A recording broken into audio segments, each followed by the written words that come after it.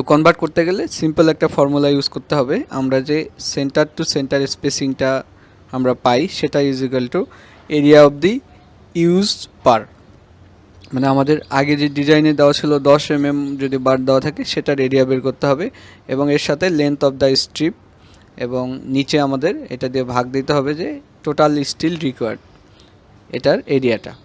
তাইলে আমাদের length of the স্ট্রিপটা হলো আমরা কত ফিট এর জন্য ডিজাইন করতেছি, সাধারণত 300 mm length of the strip আমরা কল্পনা করি।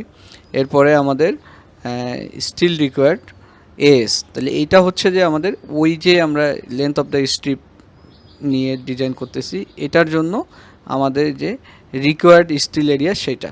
তার মানে হচ্ছে যে আমাদের এই এসটা কিন্তু সব সময় কনস্ট্যান্ট থাকবে। আমি 10 মিলি ইউজ করি অথবা আমি 12 মিলি ইউজ করি, যেটা ইউজ করি না কেন আমাদের এসটা অবশ্য সবসময় কনভার্ট হয়ে মানে আমাদের এসটা সবসময় একই থাকবে। ওকে, তাহলে একটা প্রবলেমের মাধ্যমে জিনিসটা খুব সিম্পলি দেখা যাক। যদি আমাদের এখানে দেখা যাচ্ছে যে যদি আমাদের ডিজাইনার ধরি যে 10 mm রিবার দিছে 200 mm সেন্টার টু সেন্টার, তো আমরা এটাকে 12 mm রিবার কতটুকু পরপর দিতে পারি। ঠিক আছে, তাহলে শুরুতে আমরা কি করব, 10 mm রিবারের এই এরিয়াটা বের করে নিব পাই ডি স্কোয়ার 4 এই সূত্রের মাধ্যমে। আমাদের পাইলাম কত, 78।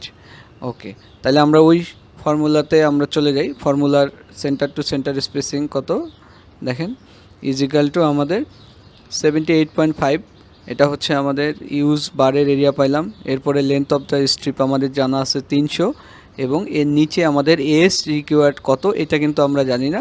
তাহলে এই সূত্রেতে আমাদের এই সেন্টার টু সেন্টার যে স্পেসিং আছে 200, এটা বসায় দিয়ে এটা যদি আমরা ইকুয়েশনটা ইউজ করে আমরা কিন্তু এএসটা বের করতে পারি। তো সেক্ষেত্রে এএস ইজ ইকাল টু আমরা পাইলাম 117.8। তার মানে হচ্ছে যে আমাদের 1 ফিটের লেন্থে আমাদের অলওয়েজ এই 117.8 মিলিমিটার স্কোয়ার এই এএসটা লাগবে। এখন আমরা এইটা ইউজ করে আমরা দেখব যে কীভাবে 12 mm রিবারে আমরা স্পেসিংটা বের করতে পারি।